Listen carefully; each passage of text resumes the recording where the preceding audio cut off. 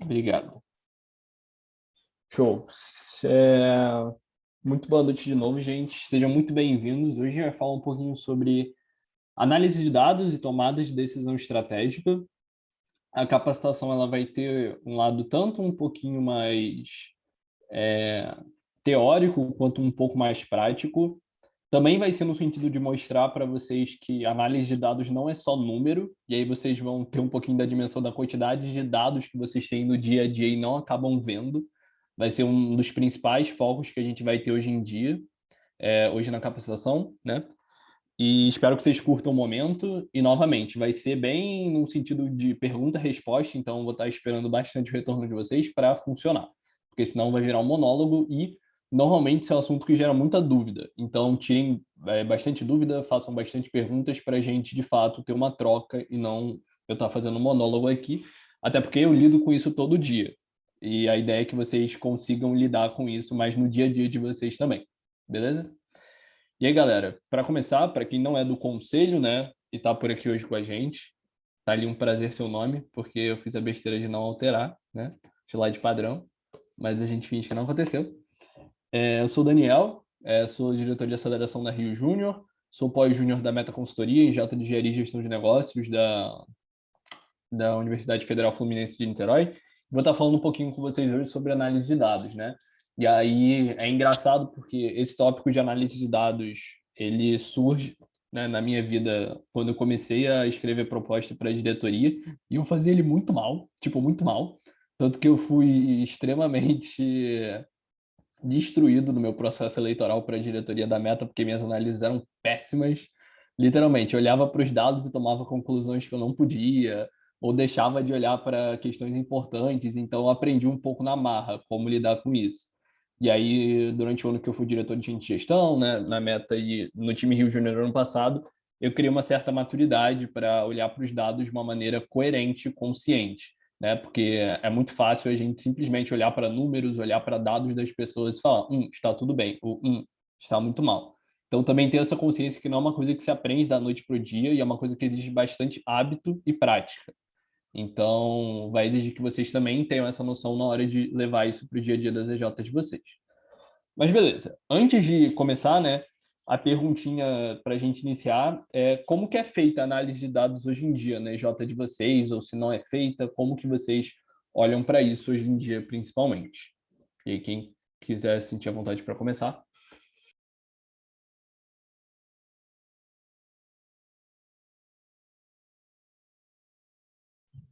Cara, eu posso falar aqui. Na área, a gente, enfim, sou diretor da área. Lá a gente não tem muito hábito de fazer análise. Agora a gente está tentando implementar um pouco isso, mas é um pouco difícil achar os dados. Normalmente os dados estão muito dispersos, ou a gente não tem muito bem organizado, então ficou um pouco difícil. Aí a gente está meio que fazendo análise agora com alguns dados mais recentes, não consegue pegar tanto histórico.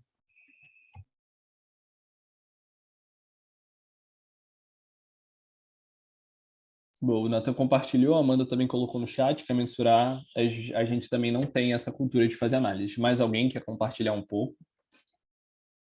Ô Dan, se Quem... quiser eu posso falar um pouquinho. Vai É, lá. Primeiramente, cara, boa noite. Eu estou entrando pelo computador, prometo que já já ligo a câmera. É, Então, na Núcleo a gente nunca teve esse hábito, para falar a verdade. Nossa gestão de conhecimento em relação a dados era, cara, não existia. E na Acelera a gente aprendeu muito a importância do que é, né, efetivamente analisar dados. É óbvio que é muito difícil você recolher dados antigos, né, principalmente de 5, 6 anos atrás, mas tem sido fundamental para a gente entender algumas dores, né? Então, hoje a gente tem basicamente duas grandes fontes de dados dentro da Núcleo. Uma para a parte mais estrita para comercial, digamos assim, que aí tem uma comunicação entre marketing e comercial. Então, lá a gente trabalha bastante hoje o nosso tráfego pago aliado ao pessoal de comercial, né? Então, a gente tenta entender a passiva da melhor forma através desse banco de dados. E paralelamente a isso, a gente tem um BI de projetos, né? Como se fosse o BI da empresa, de maneira geral. A gente faz pelos sheets mesmo. E lá a gente coloca as informações máximas possíveis que a gente tem de cada projeto que a gente vendeu e realiza, né? Então lá tem desde da pasta, da onde está todos os arquivos daquele projeto, até o tempo de execução, o preço daquele projeto, quantas pessoas estavam, o preço por consultor daquele projeto, tudo isso. E aí, só dando um exemplozinho para ilustrar, a gente aprendeu muito nesse BI de projetos, principalmente, que a gente estava fazendo nossa precificação totalmente equivocada comparado aos outros anos, né? Então, foi bem engraçado, porque quando a gente colocou o BI pronto, a gente viu que a gente estava cobrando quase o dobro do preço que a gente cobrava no passado no serviço. Então, foi um tapa na cara muito grande e ter essa virada de chave foi fundamental para a Núcleo começar a fechar alguns projetos. Então, estou bem confiante sobre o treinamento de hoje. Acho que é bem importante essa pauta. Boa, Rafa. Obrigado pelas percepções de vocês, gente. Antes da gente continuar, queria também perguntar quem acha que análise de dados é um bicho de 7 cabeças ou é uma coisa muito difícil, muito problemática de ser feita, só para a gente também ter uma noção se tem alguém aí com medo do tópico que a gente vai abordar hoje ou um pouco ansioso. Tem alguém que está nessa vibe também? Se não se sentiu confortável para falar, tudo bem também, gente. Estamos num espaço seguro. Fala, Dan. Boa noite. Vocês estão Boa noite, conseguindo me Paulo. ouvir bem? Pode falar. Então, eu acho que essa questão sobre se sentir confortável, né, e pensar que a análise de dados é um bicho de 7 cabeças, eu acho que pega muito mais disso que você mencionou da maturidade, né, para a gente conseguir tirar os planos de ação naquele dado. E eu acho que o que eu diria que gera desconforto é quais vão ser os insights se a gente vai olhar, se a gente for olhar o dado de forma certa. Então, assim, o que pode sair de resultado, né? Será que eu vou fazer uma análise de dados e eu vou ver que não dá para alcançar o que eu iria alcançar? Então, acho que isso é uma insegurança também que a gente pode ter e que pode levar a gente a, sei lá, evitar de fazer isso ou algum tipo de coisa, né? O que eu vou coletar nessa análise de dados? Eu posso ter, sei lá, fazer uma análise sobre uma meta que eu estipulei e aí eu descobri que não dá para alcançar. É uma possibilidade. Eu acho que isso deve assustar bastante a galera. Boa, Paulo. Galera, obrigado por compartilhar nesse comecinho. E aí, como a gente fala um pouquinho, não é uma coisa que a gente começa a fazer da noite para o dia, mas o Rafa já trouxe alguns exemplos legais de como que a gente consegue ir aplicando aos pouquinhos e ganhando espaço com essas ideias dentro da EJ. E aí, antes de começar, né, trazendo alguns dados para vocês do porquê análise de dados, mas de uma maneira bem rápida, uma pesquisa do Instituto Norte-Americano de Estatística, né, indica que 70% das empresas que não costumam ou não utilizam dados no dia a dia para tomar decisões, elas costumam errar, tipo, bem mais. Acho que a frase não completou ali, mas 70% dessas empresas elas costumam tomar mais decisões erradas ou decisões que não poderiam ir pelo caminho certo. E aí, dessas 70%, né, que não costumam usar análise de dados, 55% elas tomam decisões que poderiam ser mais estruturadas ou com melhores resultados se tivessem sido baseadas em dados. Então, a gente vê que, na prática, a galera que costuma usar mais dados, né, costuma ter mais sucesso na hora de tomar decisões, principalmente. Consegue olhar para o caminho certo e não ser enviesado por como está o seu pensamento naquele dia, como que está o seu humor ou como que está a sua vontade de fazer alguma coisa específica acontecer. No segundo momento, a gente também vê que esse mesmo instituto ele indica que empresas que utilizam dados tendem a conseguir tomar decisões 3 vezes mais efetivas no dia a dia. E a efetividade tanto no sentido de eficácia, né, de ter decisões que dão certo, quanto no sentido de eficiência. Então, ir pelo caminho certo. E são 3 vezes mais rápidas também. Então, uma galera que costuma, tipo, olhar e falar, cara, esse aqui é o caminho que a gente deve ir, ou esse não é o caminho que a gente deve ir, né? E uma coisa que é mais interessante, né, que isso eu não sabia, isso eu fiquei até um pouquinho surpreendido quando eu li o artigo, que fala que, além disso, essas empresas com estudos de dados, elas conseguem ter uma cultura de feedback mais direcionada e com mais frequência. E eu fui entender o porquê disso, né? E no texto ele falava que quando você tem uma cultura de dados, na hora de dar o feedback é muito mais fácil o que você vai repassar para a pessoa. Porque você está muito menos tirando aquilo da sua cabeça ou das suas percepções e muito mais de coisas que de fato aconteceram e que estão provadas tanto numericamente quanto por fatos, né? E alguns dados só para a gente começar.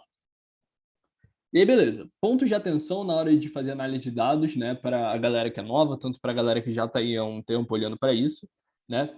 O primeiro, não adianta você fazer análise de dados sem saber as perguntas que você quer responder, né? É a base da análise de dados. Então, vamos supor, né, que o Vitor da Expresse, ele chegou para mim e falou: Daniel, a Expresse quer bater o alto crescimento até o EFES. A gente quer subir no palco com o EJ no Farol Azul. Aí eu falo: beleza, Vitor. Como que você quer fazer isso? Como que você acha que você quer fazer isso? Não, eu quero fazer isso aumentando o ticket médio. E aí o Vitor vai lá e faz a primeira pergunta. O ticket médio atual da Express, ele é capaz de puxar um alto crescimento no EFEG por enquanto? E aí o Vitor chega e fala, com a quantidade de projetos que a gente teria que fechar, não é possível. Ou, pô, fechando muito mais projetos, seria possível. Então a gente começa a entender quais perguntas a gente quer fazer. E por que eu trago isso para vocês? Principalmente a galera de engenharia, e eu sei porque eu faço engenharia, tem um péssimo hábito de, quando olhar para análise de dados, querer fazer planilhas gigantescas, planilhas absurdas, e de fato não responder perguntas. Você monta uma base, tem 1001 indicadores, tem 1001 números ali sendo apresentados, você tem 1001 dados das pessoas, só que você não sabe qual pergunta que você quer responder. Ou pior, você não responde a pergunta certa. Você responde todas aquelas menos aquela que deveria ser o seu foco. Então, na hora de olhar para análise de dados, tenham noção de qual pergunta vocês querem responder, porque vai economizar tempo e vai dar noção para vocês de como encarar o problema. Alguém quer fazer uma pergunta? Não? Tá. Beleza. Segundo ponto, experimentação. Então, como saber se é o caminho certo? Normalmente, os dados eles vão ter tanto confiança quanto intervalos de trabalho, né? E vocês experimentarem para ver se aquilo está fazendo sentido, vai dizer se a análise que vocês estão fazendo é assertiva ou não. Então, exemplo, o Rafa falou da questão da Núcleo, né? Que eles viram que eles estavam precificando muito mais caro do que eles deveriam para o período e que eles conseguiriam fechar mais se eles estivessem precificando a menos. Beleza. O Rafa queria responder a pergunta de como que a Núcleo poderia fechar mais projetos. Só, cara, ele começou olhando pela execução. Então, tipo, ele foi experimentando e vendo que talvez aquele dado não fizesse sentido para aquele caso. E aí é uma coisa também, não necessariamente vocês vão conseguir o dado que vai responder a pergunta que vocês têm logo de cara. Então, experimentem e, tipo assim, tentem para ver se aquele dado vai levar você para o caminho certo. Justamente isso, exatamente. Porque tem chance de você pegar um dado que ele não vai dizer nada. Então, não tenham medo de experimentar. E não fiquem bolando muito tempo, tipo, não, para essa análise eu tenho que pegar 19 dados diferentes de vários lugares diferentes. Não. Pega um, pega dois, pega três. Se aqueles três não te satisfizerem, beleza, passa para os próximos. Mas é muito importante que vocês tenham o hábito de experimentar, para ver se está fazendo sentido, se não está fazendo sentido, enfim. Tá. Na hora de olhar para isso também, um ponto de atenção são fatos e dados. Tá. O que é um fato, por exemplo? Um fato é que a JCM foi fundada em 1990. Um dado é que a JCM hoje em dia tem uma meta de quase 150 mil reais. Um fato, gente, também é um dado, porque é um dado que você constatou a partir da realidade que ele é imutável. Então, ele pode ser tanto uma coisa simples, então, a JCM foi fundada em 1990, é uma coisa simples, é um fato. Como, não. Se a gente pega os indicadores de custo de aquisição de cliente, o da JCM ele é o mais barato do Brasil inteiro. Isso é um dado que ele é mais complexo. Mas vai tanto de coisas simples quanto de coisas complexas. Valorizem os dois lados. Vão ter coisas muito fáceis de você olhar e muitas coisas muito difíceis. Então, não olhem só porque uma coisa é muito simples ou autoexplicativa que ela não vai ser útil para vocês. Em grande parte das situações, vocês vão conseguir tomar dados por coisas que são simples. Então, não desvalorizem elas também. E por último, que é algo que a gente não vai falar muito hoje, mas que é uma das partes mais importantes, né, de análise de dados no final, que é a externalização. Como que você vai mostrar isso para as pessoas? Porque, por exemplo, eu posso entender tudo de Power BI, tudo de planilha, a Luísa da Case pode entender tudo, mas não necessariamente o consultor, a diretoria dela vão entender. Então, não adianta você fazer uma análise de dados que só você vai entender, porque senão você vai ser algo que você vai guardar para você e não vai ajudar você a tomar decisão. Então, se eu chego, por exemplo, segunda-feira para a Mari, né, que a gente tem reunião segunda, e falo, Mari, tantas EJs estão no vermelho, eu mostro um gráfico para a Mari com milhões de números, e a Mari fala, e aí por isso a gente tem que fazer isso. Cara, eu não vou passar a mínima confiança para ela, porque ela não vai entender uma vírgula do que eu vou estar falando ali, sabe? Então, tipo, tomem cuidado com como vocês vão externalizar os pontos que vocês estiverem trazendo para trabalho. É algo que a gente não vai comentar muito hoje, mas que é algo muito importante quando a gente fala de Análise. Tá. Antes da gente continuar, gente, para os pontos de atenção, por enquanto, tá dando para pegar? Tá fazendo sentido? Tá tranquilo? Tá pesado? Tá rápido, devagar? Tudo certo. Eu tenho uma dúvida com relação a essa parte de perguntas e não, no caso, é interessante para as perguntas. Acho que eu mutei aqui. No caso das perguntas, né, nesse ponto de atenção das perguntas e da experimentação, é interessante a gente focar nas metas como perguntas ou nos planos de ação que a gente vai usar para chegar na meta. Assim, o que seria mais produtivo, já que a gente tem que experimentar muito rápido? Boa. O que vocês têm que fazer normalmente, quando vocês querem pensar nesse sentido, que pergunta eu vou fazer, é pensar o que vai atingir o seu objetivo. Então, exemplo, lá, a JCM hoje em dia está com dificuldade em vender certo projeto X. Como que a gente consegue vender tal projeto? Não. Seu objetivo é tal. Como que você consegue concluir esse objetivo? Porque na hora de você olhar para os dados, você vai ter um ambiente muito mais abrangente, que às vezes vai pegar algo específico que aquela sua pergunta muito direcionada não vai acabar olhando. Então, ao invés de ser operacional, ela vai conseguir ser um pouco mais estratégica, entendeu? Então, olhar para o objetivo final que você quer atingir na hora de fazer a pergunta, normalmente vai te ajudar a ter uma resposta mais clara do que fazer uma pergunta muito específica. Vai ser um pouquinho mais operacional, entendeu?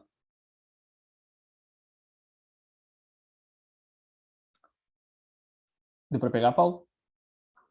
Entendi. Então é mais como eu posso dar suporte de uma forma estratégica, né? O objetivo não precisa ser a meta em si. Posso tentar Isso, validar uma forma de chegar lá. isso. Normalmente você vai olhar muito mais para a estratégia quando você fizer as perguntas. Então, exemplo. Cara, eu quero saber hoje em dia quantas EJs tem um ticket médio abaixo de R$ 1.500. Mas por que eu estou me fazendo essa pergunta? Porque, eu vejo que as EJs que fecham menos de R$ 1.500, elas têm essa dificuldade de fechar projeto todo mês. Então, tipo, eu estou fazendo essa pergunta por causa de um objetivo anterior, sabe? Que é conseguir fazer com que essa galera consiga fechar projetos, por exemplo.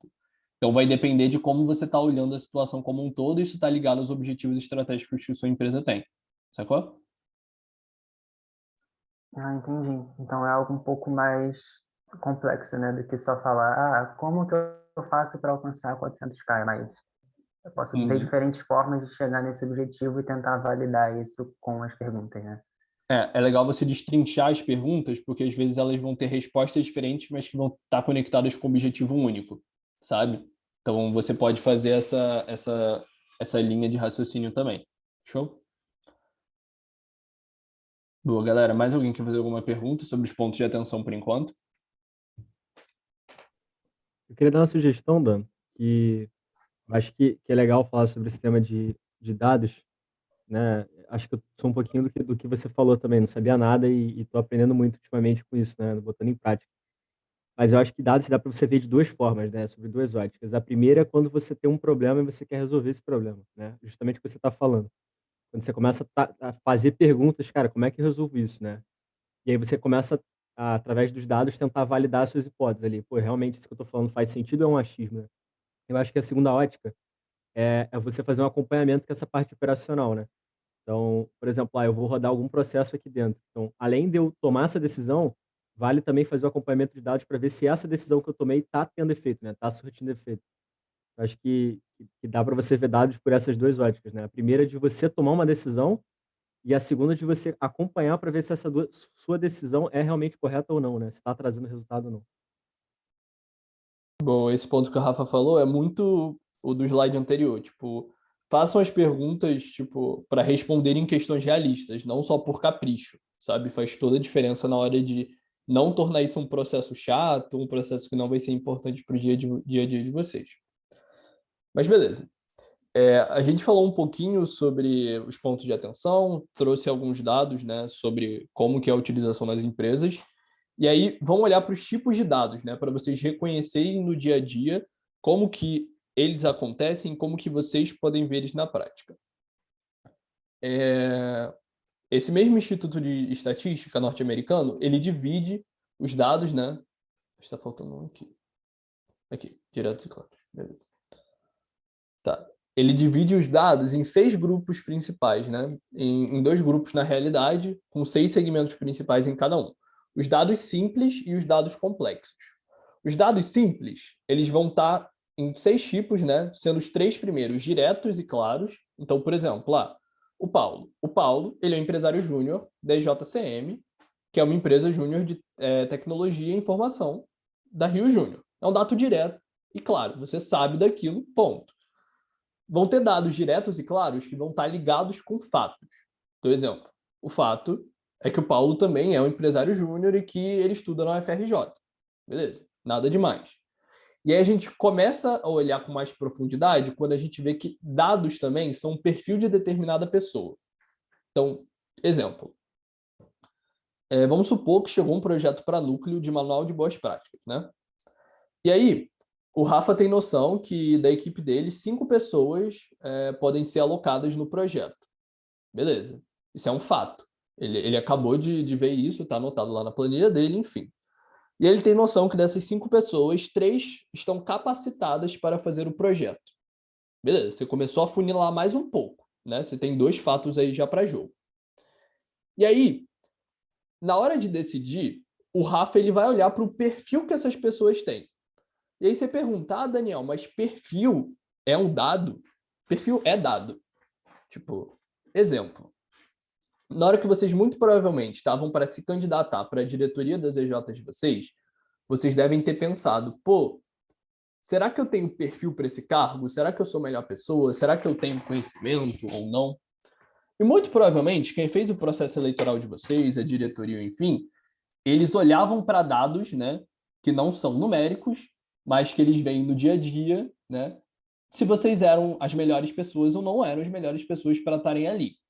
E a gente acaba desconsiderando muito que perfil é um tipo de dado. É um dado simples, né, porque é algo que a gente vê muito na prática, mas que não deixa de ser relevante. E ele pode ser incorporado. A única questão é, o perfil, ele também tem que ser uma coisa preta no branco e transparente. Em que sentido? Exemplo. A Luísa da Case, ela vai pegar um projeto para fazer, só que ela não gosta da área de computação, por exemplo. Ela só gosta da área de engenharia de produção. Beleza. A gente vê pelo perfil dela que talvez não faça sentido alocar ela em um projeto de computação, porque ela tem mais direcionamento para a área de engenharia de produção. O que a gente faz diante disso, né? Vamos supor que ela é a única pessoa disponível. A gente vê se ela já teve experiência ou não teve experiência. Beleza. Mais um dado de perfil. Tudo ali que você vai ver que está no perfil dela são coisas que você conseguiu comprovar. Então, não são simplesmente coisas que surgiram da sua cabeça. Ah, não. Mas eu acho que mesmo ela não gostando, seria muito bom que ela fizesse um projeto, porque ia desenvolver o técnico dela e sei lá o quê. Então, também um cuidado. Perfil é um dado simples, é um dado legal de lidar no dia a dia, mas vocês não podem fazer suposições da cabeça de vocês quando forem lidar com esses tipos de dados. Peguem no que, de fato, as pessoas já forneceram de informação e no que vocês conseguiram checar baseado no que elas entregaram na empresa, mas não deixem de desconsiderar. Deitar. Isso é a primeira parte dos dados simples, né? Quando a gente olha por outro lado, a gente vê alguns dados que olham um pouquinho para números, né? Os dados apenas numéricos, por exemplo, a Núcleo vendeu 12 projetos esse ano. E os 12 projetos foram 20 mil reais, por exemplo. Beleza. Isso é um dado apenas numérico. É um dado simples, está ali, pode ser usado para diversas coisas ou não. A mesma coisa vale para dados históricos. Dados históricos não são dados complexos. Eles podem ser complexos na hora de você coletar, na hora de você buscar, enfim. Mas eles são dados simples, eles são dados numéricos que vão estar ali disponíveis para você usar uma hora ou outra. E por último, a gente vai ter dados de vivência, que conversa um pouco com dado de perfil, mas é um pouquinho diferente. Um dado de perfil, ele vai ter muito mais a ver com quem você é e o que você faz, o que você não faz. E um dado de vivência, ele vai ter muito mais a ver com a sua experiência. Por exemplo, vou fazer processo de estágio por uma consultoria aqui no Rio, na capital. Beleza. Eles vão olhar lá no meu currículo se eu tenho algum dado de experiência em consultoria. Isso é um dado de vivência. Se eu não tiver, eles me passam para frente, né? Se eu tiver, eles me passam para frente. Se eu não tiver, eles me passam para trás no processo. E por aí vai. Tá, Daniel, tudo isso que você está falando parece um pouco óbvio para mim por enquanto, nada de novo. Mas os dados simples normalmente, eles são as coisas que a gente não coloca no papel ou que na hora da gente discutir a gente só fala. Então, a primeira lição importante da parte de análise de dados. Os dados simples, eles precisam ser registrados. Então, eles precisam estar escritos, precisam estar tabulados, enfim, eles precisam estar em algum lugar, para eles não serem só da cabeça de vocês. Então, na hora de você ter que alocar uma pessoa no projeto, ou colocar uma pessoa para ser comercial, ou desligar até um membro, dados como o perfil dele, o histórico da pessoa, a vivência, os números que ela entregou, os fatos dela na empresa, eles vão dizer muito. Só que a gente não acaba olhando para isso da maneira correta. Da mesma maneira que os dados simples, eles são normalmente os dados que a gente dá na hora de dar um feedback, por exemplo. Então, por que você está tomando esse termo de advertência aqui na empresa? Porque você atrasou o projeto em uma semana e, baseado em relatos anteriores, eu estou te desligando desse projeto porque, pela sua vivência, quando você atrasa uma semana, você não costuma entregar o projeto no final. Beleza. Você acabou de dar um feedback, tudo baseado em dados, mas são dados simples. Show. Gente, sobre essa parte de dados simples, deu para pegar tranquilo? Querem fazer alguma pergunta, trazer alguma percepção, até trazer alguma história, vivência da EJ sobre eles que talvez tenha dado uma luz para vocês assim?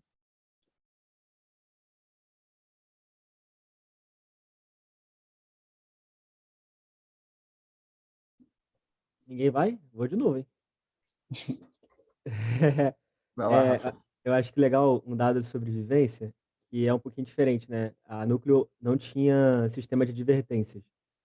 E, e não só o sistema de advertências, na verdade, mas a gente não olhava com carinho os feitos de cada pessoa e dos erros também, principalmente. Então, tipo, controle de presença em alguns eventos mais específicos, atraso de alguns projetos, etc. Isso não era muito bem mapeado, né? Então, acho que óbvio que a gente tem que sempre tirar dados para pontos construtivos e positivos, né? Mas também para esses momentos extremos que a gente precisa trabalhar a questão do desligamento, né? De ver que não está fazendo mais sentido para o membro, também é importante você mapear isso para você ter mais arcabouço ali na hora de conversar, né? Ter essa conversa mais franca. Então, isso foi uma dificuldade muito grande que a gente teve no começo do ano, porque a gente teve que desligar um membro e a gente tinha muito arcabouço, assim, de vivência, mas a gente não tinha dados. A gente não tinha, por exemplo, quando que a pessoa faltou, eh, quando ela não entregou, enfim, e isso foi muito custoso para a gente do ponto de vista na hora de fazer essa reunião, sabe. Então, é importante também mapear isso, né, como gestão de conhecimento, mas até mesmo como dado, isso é possível de ser feito, né. Se você conseguir fazer um esquema de pontuação ali ou de presença, como a Mari faz, por exemplo, nas RVs do conselho, né, é uma informação bacana de se ter também. Até para traçar esse perfil, por exemplo, né, para ver se aquela qualificação que você está dando é correta ou não. Boa, Rafa. Mais alguém, gente, quer compartilhar? Então, aproveitando a deixa para falar um pouco sobre algumas dores que a gente tem nessa parte de dados de gestão de pessoas aqui na EJ, um outro grande problema que poderia ser resolvido com dados simples é a questão da sobrecarga dos membros.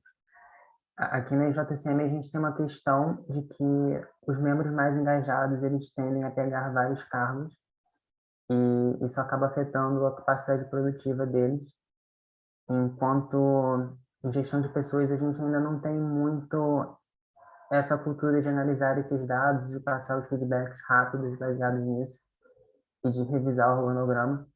Então, por exemplo, essas questões de perfil. Se uma pessoa está acumulando 3 funções, é interessante você saber qual é o perfil dela para você dar uma orientação de qual que ela pode deixar para outra pessoa tentar assumir. E isso é até uma coisa interessante da gente fazer, porque por mais que a pessoa seja engajada, acumular 3, 4 cargos prejudica a vivência empresarial dela também, porque é mais difícil de você fazer as entregas com a maior qualidade possível, né? Boa, Paulo. Beleza, galera. Para a gente dar continuidade, então, vamos falar agora sobre dados complexos, né? E aí começa a entrar um pouquinho em combinações de dados simples, dados um pouquinho não muito falados, mas que vale a pena a gente olhar de toda maneira. Beleza. O primeiro grupinho dos dados complexos são os dados correlacionais. Então, o que significa isso? Exemplo, o João, ele é pescador e toda quinta-feira ele vai 5 horas da manhã pescar. E aí tá, ele ia toda quinta-feira, 5 horas da manhã pescar, e aí durante 5 dias ele conseguiu pescar bastante peixe. Ele pescou, sei lá, uns 20 peixes por dia. E aí ele começou a ir 4 horas da manhã pescar para ver se mais cedo aparecia mais peixe e tal. Mas ele ficou de 4 até, sei lá, às 7 horas da manhã, que é quando ele ficava, né? Antes ele ficava de 5 às 7, e não deu a mesma quantidade de peixe, deu até menos. E aí ele começou a se perguntar, cara, será que eu estou indo no horário certo? Ou será que eu ir mais cedo tem alguma influência? E aí tá. No dia seguinte, ele voltou a ir mais cedo, né? Mais tarde, perdão. E agora o João estava indo de boné.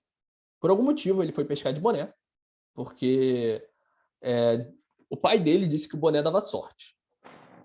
E aí, nisso que ele foi pescar de boné, no mesmo horário, né, 5 horas da manhã, que era o horário original, ele pescou 40 peixes nos próximos 5 dias. E aí o João, né, chegou na feira e falou pro dono de uma das barraquinhas que o fato dele pescar 5 horas da manhã e o fato dele ir pescar de boné era o que fazia ele ter tanto sucesso na hora de pescar. E aí tá. O que vocês acham dessa história do João, do peixe, do boné? Vocês acham que faz algum sentido o fato dele ir de boné e 4 horas da manhã e 5 horas da manhã? Diferença no resultado dele pescar o peixe em maior, menor quantidade? O que vocês acham?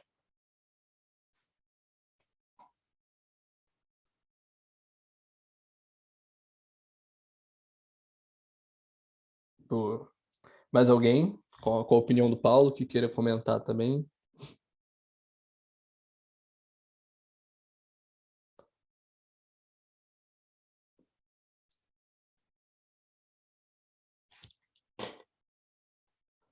Boa.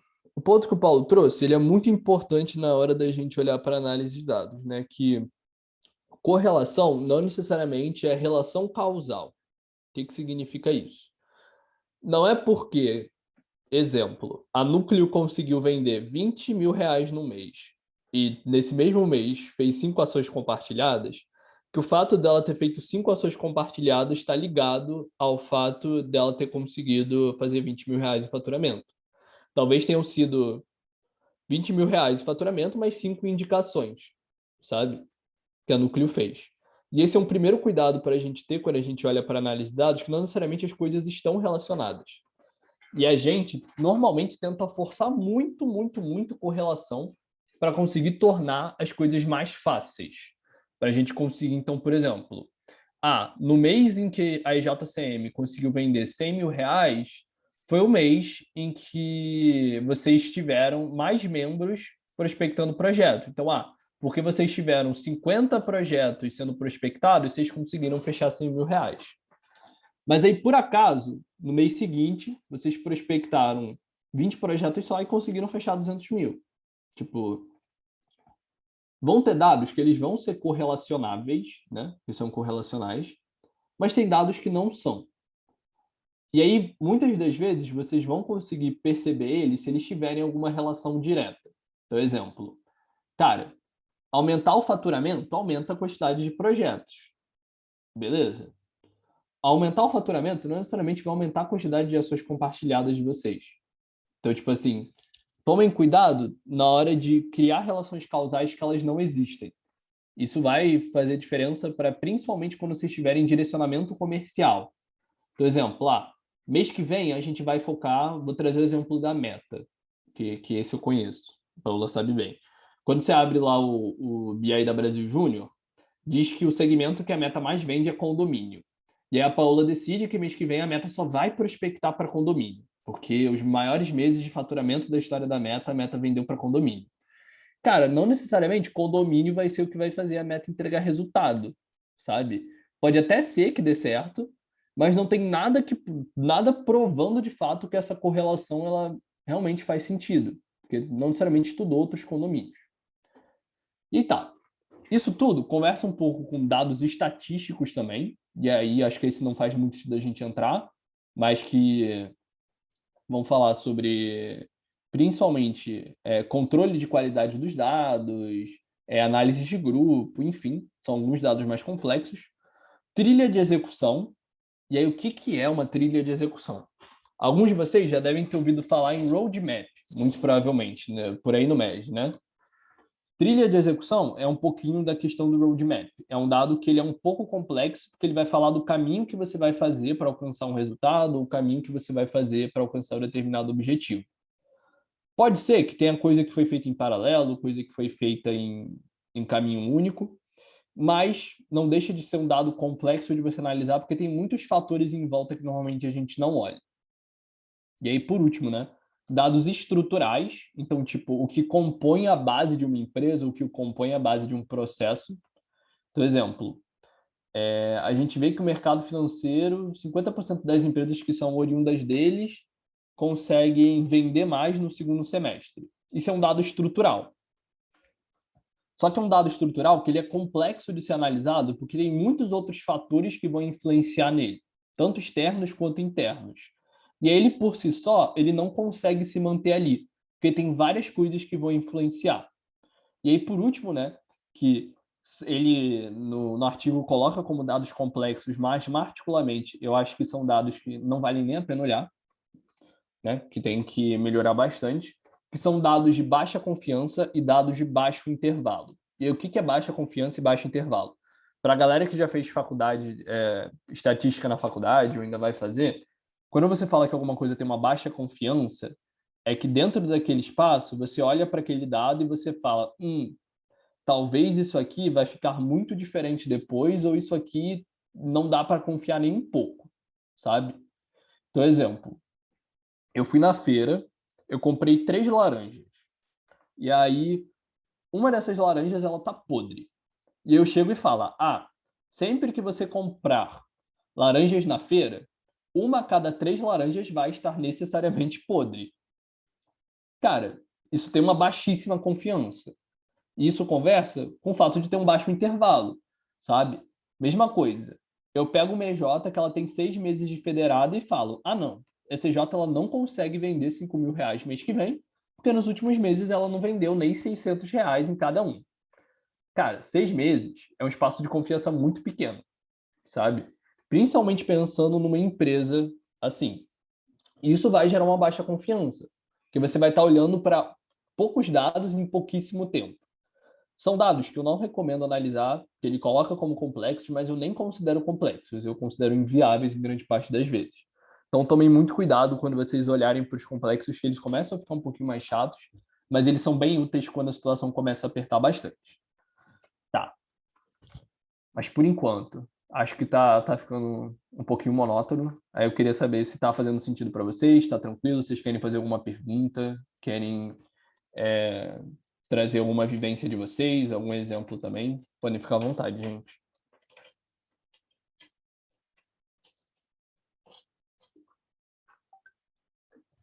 Cara, não sei, Dan, não sei se é um problema meu, mas eu não tô conseguindo entender muito bem. Acho que eu tô com uma falta de visualização, assim.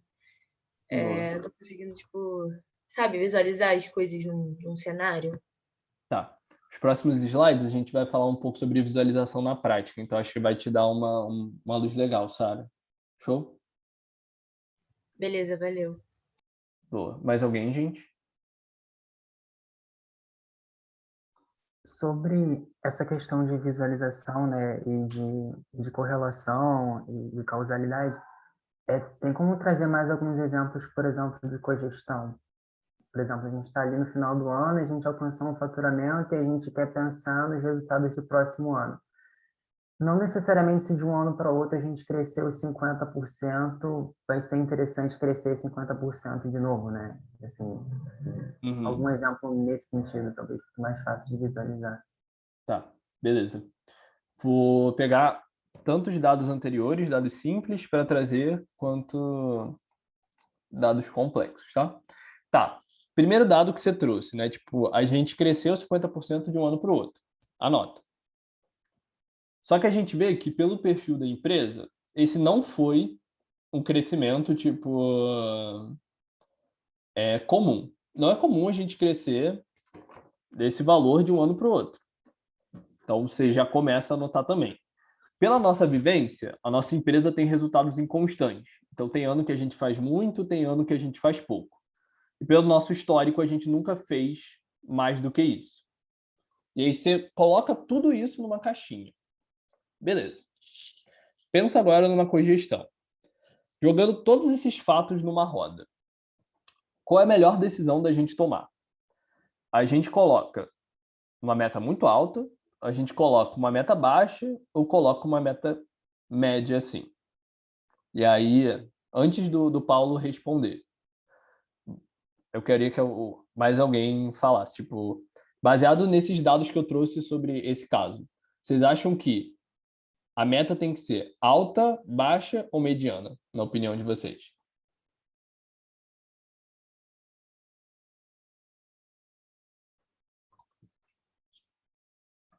Alta.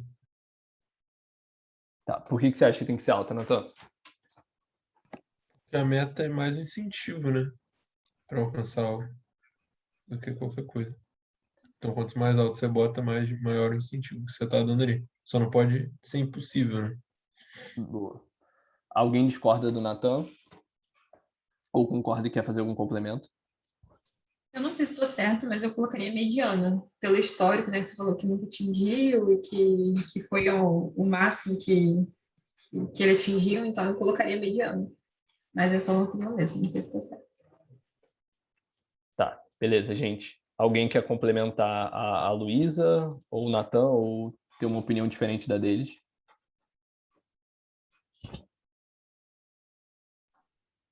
Então, por experiência própria, eu acho que seria interessante trazer outros indicadores, porque, assim, eu posso colocar uma mais alta, mas eu teria que garantir que eu conseguiria vender esses projetos mais caros e que eu teria capacidade produtiva para executar eles a tempo. Então, assim, eu teria que trazer outros indicadores para ver se era possível, dentro daquele ano,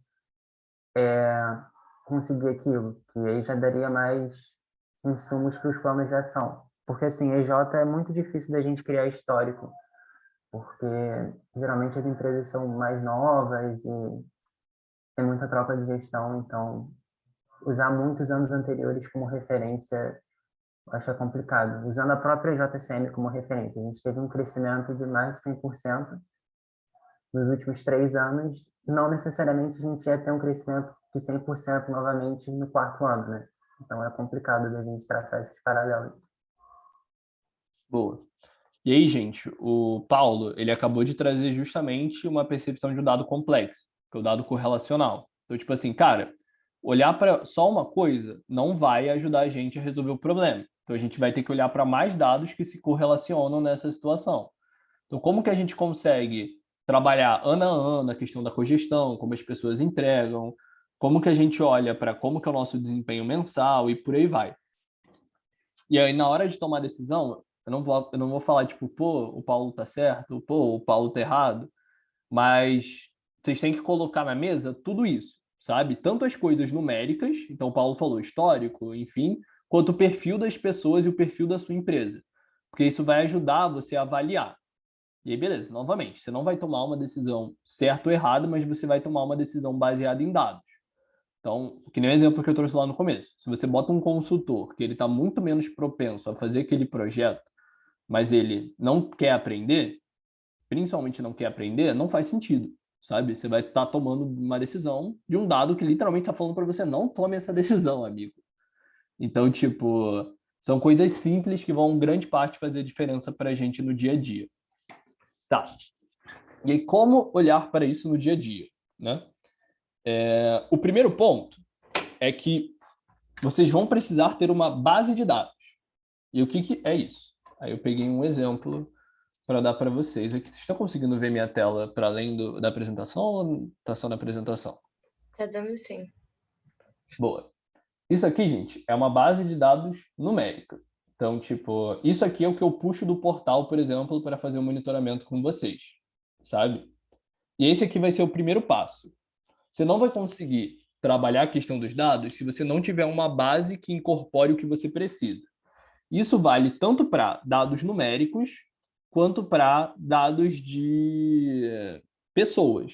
Então, cara, a galera entrou na EJ, você vai achar bobo, mas, tipo assim, pergunta, cara, qual o tipo de projeto que você mais quer fazer? Ou qual o tipo de projeto que você quer menos fazer? Quantas horas você quer dedicar para EJ? Quantas horas você não quer dedicar para EJ? Ah, baseado na sua vivência, o que que você quer ser daqui a um ano? Isso é o tipo de dado que vai ajudar vocês a tomarem decisões sobre as pessoas no dia a dia. E uma base de dados, ela não é só um conjunto de números, que nem eu falei. Ela é um conjunto de informações. Então, esse é o primeiro passo. Construa uma base de dados sólida que ajude vocês. E aí a pergunta, tá? Quem hoje em dia tem dificuldade para conseguir construir uma base de dados, para ter tipo isso bem registrado, coletado, ter rotina de usar base de dados assim?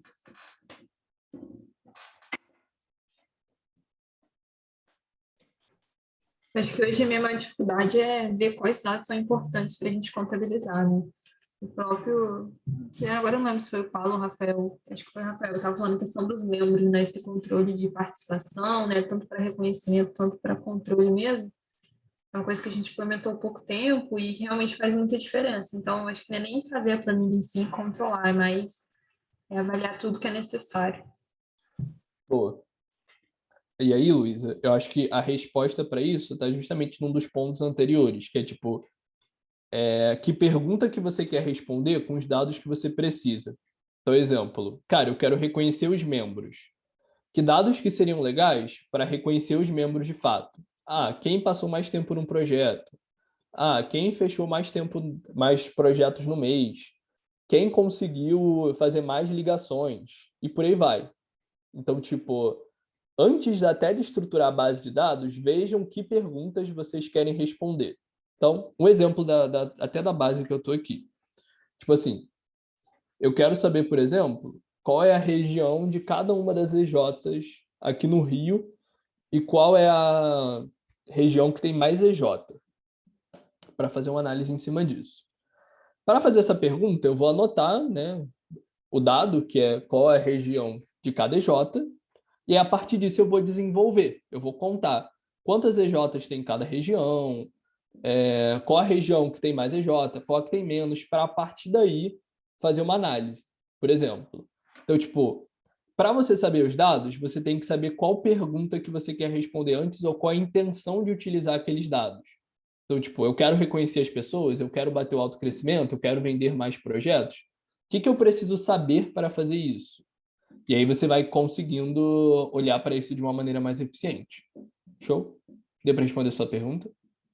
Sim, tá ótimo. Bom, galera, mais alguém? Alguma dificuldade nessa primeira parte de base de dados? Construir, ter os dados certos? Cara, eu tenho uma, nem sei se chega a ser questão de montagem de base de dados, assim, acho que talvez a coleta e a manutenção seja maior, que é muito essa questão de responsabilidade, eu acho que é por isso que as coisas se perdem na AMBA. Acho que às vezes a gente fica confuso de quem é a responsabilidade de ter essa manutenção, né? Se é do presidente ou se às vezes a gente vai deixar para a diretoria de GP, ou até o vice, né? Que é quem cuida mais dessa parte. A gente fica muito nessa dúvida e acaba que as informações se perdem, né? Tipo, quem tem... Aí às vezes a gente tem coisas duplicadas, então, tipo, às vezes eu acho que eu tô fazendo uma coisa e GP já tem, e aí fica uma coisa, tipo, meio desconexa, assim. Boa, vamos lá. O que eu gosto de fazer nesse sentido, e aí provavelmente a Paola vai falar melhor do que eu, porque hoje em dia eu acho que eles têm um sistema muito bom na Meta sobre isso. Que, tipo assim, cada área vai ter propósitos e perguntas a responder. Por exemplo, a área de GP, na Amber, muito provavelmente deve controlar muito, tipo, como as pessoas estão em relação aos projetos, como que as pessoas estão lidando no dia a dia, e por aí vai. E aí, baseado no que aquela área faz, você vai começando a ver quais são as responsabilidades e os dados que ela tem que acompanhar. Então, uma primeira coisa, muito provavelmente você definir que, pô, só essa área de vice-presidência ou só a área de X vai olhar para os dados. Não, todas as áreas têm que olhar para os seus dados, entendeu? Então, tipo assim, cara, o marketing vai ter que olhar para os dados do marketing, projetos vai ter que olhar para os dados de projetos. E aí, a partir disso, você consegue definir uma rotina de trabalho. Então, exemplo, toda segunda-feira, a gente vai atualizar os dados para a gente conseguir olhar para eles. E aí, é responsabilidade de fulano X atualizar esses dados. E aí, por exemplo, tem uma rotação no setor. Tem 3 pessoas no setor, mais você. E aí, cada semana, uma pessoa diferente atualiza. E por aí vai. E aí, vocês conseguiram definir uma rotina de como que essa base vai ser atualizada e como que vocês vão estar olhando para isso. Só que vocês precisam fazer esse destrinchamento do processo antes. Então, cara, quem é essa pessoa que... quais são as responsabilidades desse setor? Quais dados eles precisam olhar? Com que frequência eles precisam atualizar e quem vai atualizar eles em cada momento? Que aí vocês não se confundem. E aí, quando vocês estiverem principalmente cogestão, passem à frente como vocês fazem esse processo. Porque é muito fácil, na gestão seguinte, a pessoa começar a refazer tudo aquilo do zero. Ela melhorar, não tem problema. Eu sei porque, tipo assim, tinha coisa que eu fazia muito mal em 2019, que eu sei que a Paola faz super bem hoje em dia. Mas tem pequenas práticas que são legais de serem feitas para essa parte de estudo de dados ela acontecer da maneira correta, sacou? E essas pequenas práticas serem passadas à frente, terem uma rotina, é a parte mais importante. Show? Deu para pegar? Responder a pergunta? Deu sim, Dan, valeu. Boa, galera. Mais alguma perguntinha, gente, sobre essa parte de base ou podemos continuar?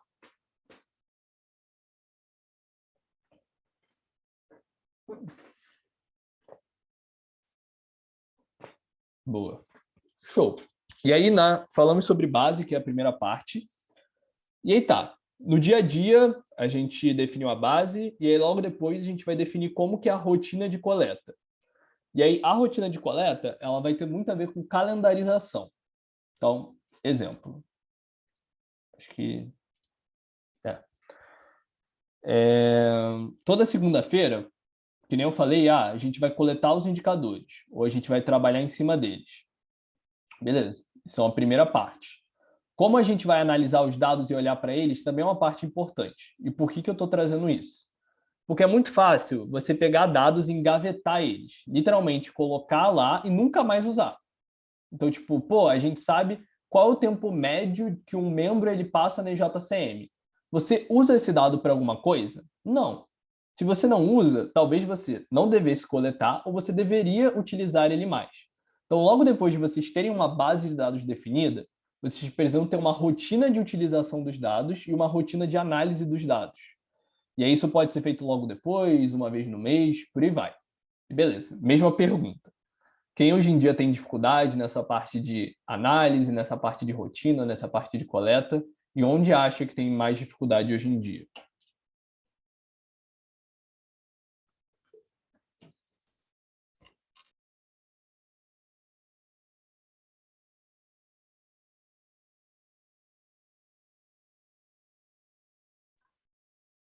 Assim, aqui na IJCM, eu diria que o principal, pelo que eu estou vendo agora, não é nem não ter os dados, é como fazer essas análises e como tomar atitudes rápidas diante disso. Às vezes eu sinto que quando a gente vai definir OKRs ou definir objetivos, a gente fica muito tempo conversando e discutindo e a gente não consegue utilizar os dados para otimizar esse processo.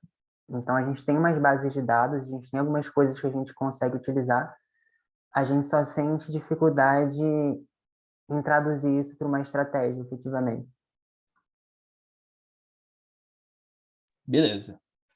Isso que o Paulo falou já vai ajudar a gente a entrar no exercício daqui a pouco que a gente vai fazer junto. Tá. Essa parte de análise, que é justamente a próxima parte, vai ser muito um processo de prática, sim. Então, tipo, o que eu gosto de fazer? Delimita tempo para quanto tempo vocês vão ter que conversar e tentar achar hipóteses. Então, primeiro, cara, a gente viu que a gente prospectou 30 leads no último mês e só fechou um. Tá, hipóteses para isso ter acontecido. E aí vocês listam. Lista, junto com todos os dados. E a partir disso, você vai vendo e validando essas hipóteses baseado em outros indicadores também.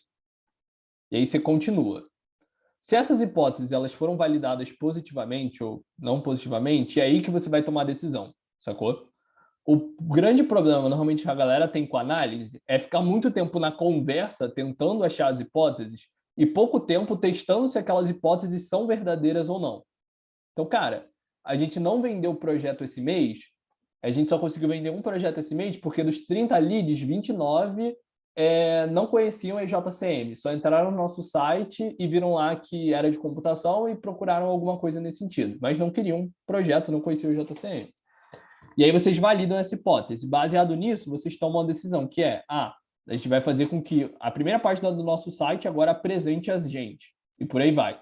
Só que você precisa definir, tipo, cara, quanto tempo a gente vai gastar discutindo e tendo hipóteses, quanto tempo a gente vai passar validando e em quanto tempo a gente tem que tomar a decisão, sacou? E aí, qual que é a minha recomendação prática, tá? Gente, análise é uma coisa que em 1 hora, 2 horas olhando para indicadores, 3 horas no máximo, vocês conseguem criar hipóteses.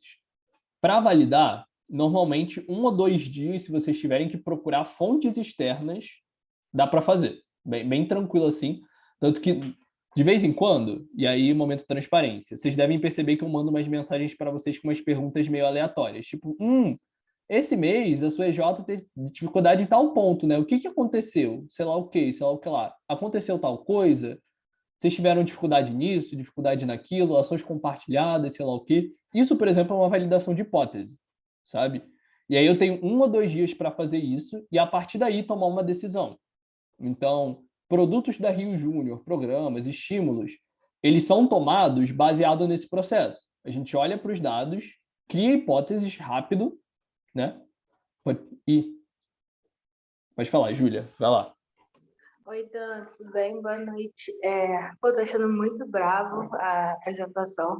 E aí, nessa conversa que você está tendo sobre a análise, é um passo que eu estou tendo um pouco de dificuldade na legado, assim. Eu sou recém-diretora de marketing e eu acho que essa parte que você falou da análise das prospecções, às vezes, assim, o que acontece com a gente faz uma meta, aí a meta ela é uma coisa numérica, e aí a gente coloca umas outras métricas para tentar alcançar a meta.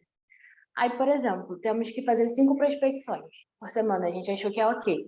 E aí a gente não consegue, tipo, faz 5 ligações, só que alguns falam, a gente não chega nem na reunião de diagnóstico, por exemplo.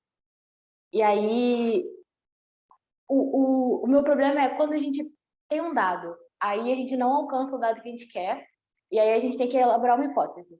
Aí a gente elabora a hipótese. Aí quando a gente elabora a hipótese, a gente pensa assim, pô, acho que não é isso. Aí acho que não é isso. Eu não sei se vocês já passaram por isso, mas tem um momento que você está num labirinto, que você não sabe qual hipótese formar. Uma outra coisa que acontecia quando eu era gerente de comunicação é quando a nossa plataforma de captação de leads, por exemplo, tinham muitas impressões, assim, chutando o número, tinham 1000 impressões, mas não chegava nenhum cliente. E a gente ficava tipo, tá, o que pode acontecer? Ah, pode ser isso. Aí a gente tentava, aí não dava nada. A gente elaborava outra hipótese. A gente ficou fazendo isso, ó, mó tempão. O que você, tipo, tem... Se existe alguma ferramenta, alguma dica para você dar quando a gente chega nesses momentos que parece que a gente está no fundo de um labirinto e não sabe mais que hipótese a gente poderia criar? Boa. Tem uma coisa que eu costumava muito errar, que era elaborar hipóteses e não validar elas com as pessoas. Exemplo. Eu chego e falo, cara, esse mês é o pior mês de ação compartilhada da Rio Júnior. E a hipótese que eu faço na minha cabeça. Tipo assim, pô, a minha hipótese para ação compartilhada é que as EJs estão focando no faturamento e por isso não estão focando em fazer ação compartilhada. E aí, show, eu vou lá e testo e não dá certo. Ah, não, minha hipótese é outra, que sei lá o que, sei lá o que lá. Normalmente, as hipóteses que elas conseguem trazer informações válidas para vocês, elas são validadas pelas próprias pessoas. Então, algo que eu já vi muita EJ fazer, por exemplo, em site, cara, a gente tem um alto número de impressão, né? As pessoas entram no nosso site, mas a gente não consegue converter o lead. O que a gente pode fazer para descobrir qual é o problema? Cara, perguntar para a pessoa. Tipo, a galera colocava, assim que a pessoa ia sair do site, um pop-up perguntando, mas você já está indo? Por que você já está indo? Sabe? não quer fechar um projeto, não quer, tipo, fazer uma pesquisa ou algo do tipo. E aí isso entra até num papo que a gente pode ter depois, que é sobre experiência e sucesso do cliente, né? É Customer Experience e Customer Success. Em que, quando a gente valida hipóteses com computadores ou com outros dados, a gente não está validando as hipóteses. As hipóteses, em grande parte, elas são feitas para serem validadas com as pessoas, sabe? A gente testa com uma pessoa, a gente viu, tipo, se adaptou bem, sim ou não, e aí a gente consegue prosseguir, principalmente quando a gente fala de comercial. E aí, por que eu trago esse exemplo do comercial? Exemplo, você chega para mim e fala, cara, a proposta de valor da minha J não é boa, a gente não está conseguindo converter porque os clientes não veem valor. E aí tá, da onde que você tirou esse dado? E aí eu entro novamente nos dados complexos. Se você tirou esse dado da sua cabeça, é um dado de baixa confiança, com baixo intervalo, que é uma pessoa só achando, que não é nem o cliente, sabe? Segundo, você está relacionando ele com algo que não necessariamente é verdade. E aí, quando você começa a olhar para o cliente, de fato, perguntar para ele a hipótese, e eles falam, cara, o problema não é sua proposta de valor. Eu achei o seu projeto incrível. O problema é o preço. E aí você começa a criar uma hipótese que não tinha nada a ver nem com o problema que você tinha visto antes, sabe? Que é tipo, cara, minha J não fecha. Sua J não fecha porque sua proposta de valor é ruim, mas sei lá, porque a sua EJ tem 2 parcelas muito caras para o projeto, ao invés de ter várias parcelas baratinhas. Só que você não fez a pergunta certa para o cliente para coletar o dado certo. Você não chegou para ele e perguntou, cara, por que você não fechou com a gente?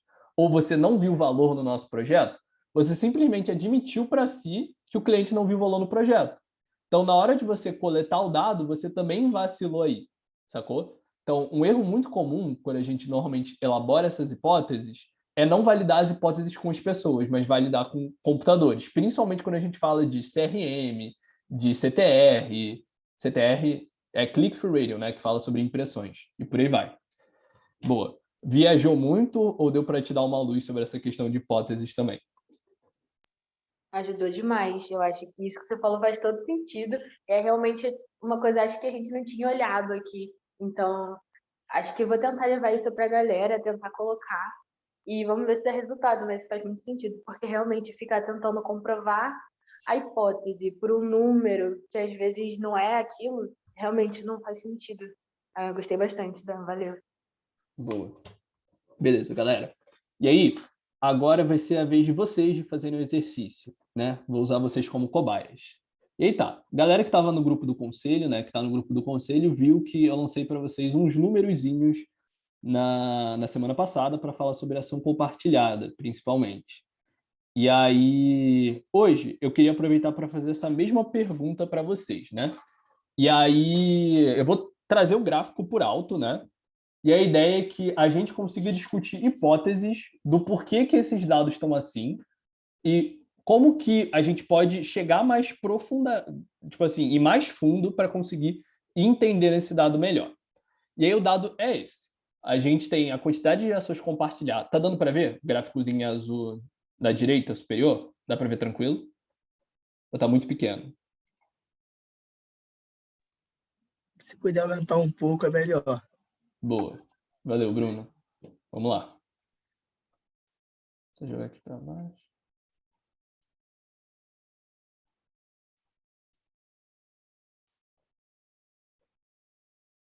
Boa. Vamos lá. Tá dando para ver melhor agora?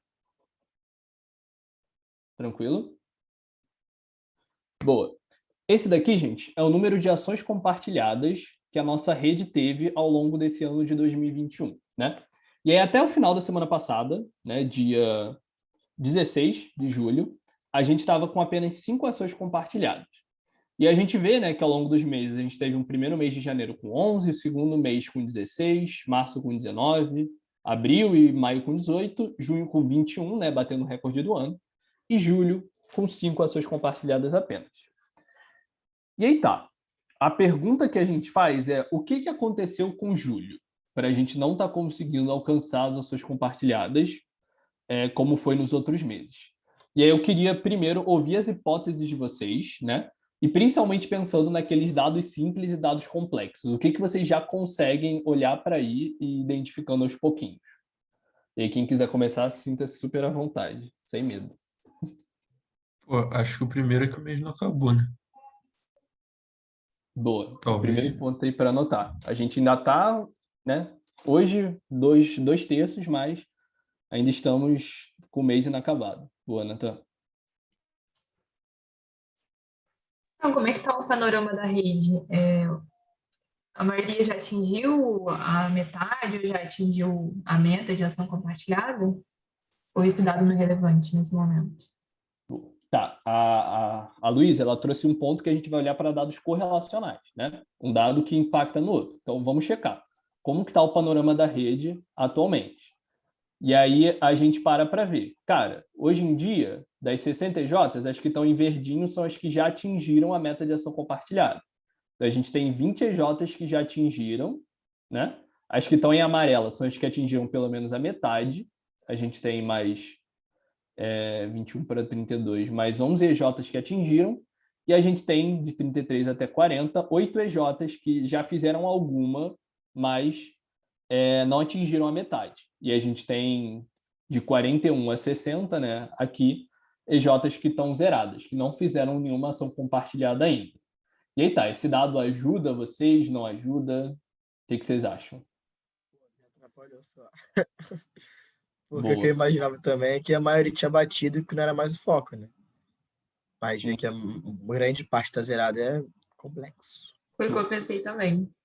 Então, legal que vocês acabaram já de validar uma hipótese de maneira negativa. Então, tipo assim, cara, será que esse número diminuiu porque a galera já bateu e não está olhando para isso agora? Não, ainda tem uma boa galera que atingiu apenas a metade, né? Ou que só fez alguma ou que não fez nenhuma. Então, talvez não seja por isso, sabe? A primeira hipótese que a gente olha. Beleza, a gente volta lá então. Qual que é a próxima hipótese de vocês para a gente trabalhar em cima desses dados? Cara, eu pensei em uma questão tipo de foco, né? Porque tem muitas EJs no vermelho ainda. E meio que a ação compartilhada é uma parte dos projetos que a gente tem que fazer. Então, talvez que a galera esteja focando primeiro em fechar projetos para depois pensar em ação compartilhada. Boa. Você acha que faz sentido, então, a gente olhar para se as EJs que estão no verde são as que fizeram ação compartilhada, as que estão no vermelho, se elas não conseguiram fazer ainda, por exemplo? Faz sentido? Acho que faz todo sentido. Beleza. Vamos olhar para isso, então, né? Aqui. Tá. Acho que tá aqui, na real. Só para me encontrar. Tá. O 0 são as EJs no 0, né? O 2 são as EJs no amarelo, o 3 as EJs no vermelho e o 1 são as EJs, o 3 são as EJs no verde, perdão, e 1 as EJs no vermelho. Beleza. Vou selecionar só as EJs que estão no vermelho, né? Aqui, vermelho, vermelho e amarelo. Tá. E do mês de julho.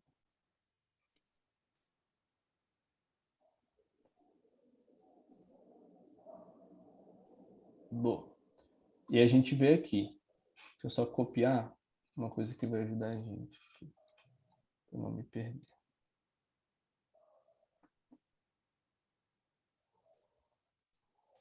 Que eu tinha esquecido de colocar esse dado para capacitação, mas vai dar tudo certo, gente. Quem sabe faz ao vivo. Depois eu quero uma capacitação de Data Studio, que esse aí tá muito bom. Ainda não cheguei nesse nível, não. Tá aula, hein?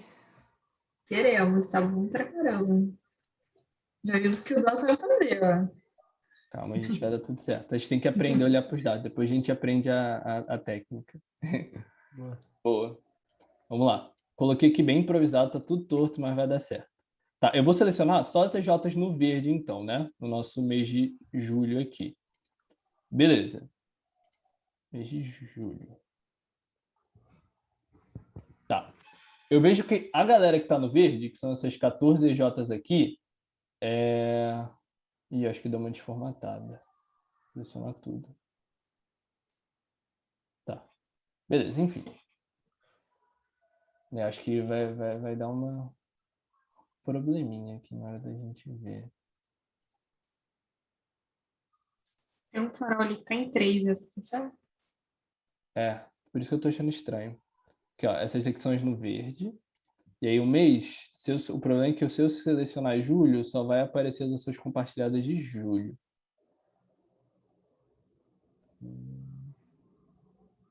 Tá, não tem problema não. Eu sei grande parte de cabeça, então vai dar tudo certo. Tá, vamos lá. A gente vê que dessas EJs aqui, a Express eu sei que está no verde, por exemplo. A Fluxo também está no verde, a Cefet, a IME Ímpeto, Iniciativa, Multimensurar Vital estão no verde. Essas 10 aqui primeiras, elas estão no verde, né? E só 2 delas não bateram a meta de ação compartilhada ainda. Então a gente já começa a olhar para outro dado. E aí daqui para baixo é uma galerinha que está no amarelo ou está no vermelho e grande parte delas não atingiu. E a gente já começa a ver um outro cenário, né? Que tipo, a galera que está no verde, normalmente, eles já bateram ação compartilhada. Ou seja, ou eles fizeram ao longo do caminho, ou eles só fizeram depois de bater. Tá. Para a pergunta da Sara, esse dado, ele ajuda a gente em alguma coisa? Não ajuda? O que vocês acham? Só deixa a gente mais confuso. Pode repetir de novo, já acabou que aconteceu tanta Boa. coisa. Vamos lá, vou repetir. As 10 primeiras EJs aqui são EJs que elas estão no verde atualmente, né? E dessas EJinhas, só 2 ainda não bateram a meta e já atingiram pelo menos a metade. Que são a Fluxo e a Iniciativa, né? E daqui para baixo a gente tem, por exemplo, a Alqualis, que já bateu o AC e bateu a meta também. A Rural, que já bateu o AC e está com a metade. E aí dessas, a única, se eu não me engano, que ainda não bateu a metade, né? Mas já fez alguma ação compartilhada é a Aira, né? E aí tá, esse dado, ele ajuda a gente em alguma coisa, deixa a gente mais confuso, ajuda a validar uma hipótese? O que vocês acham?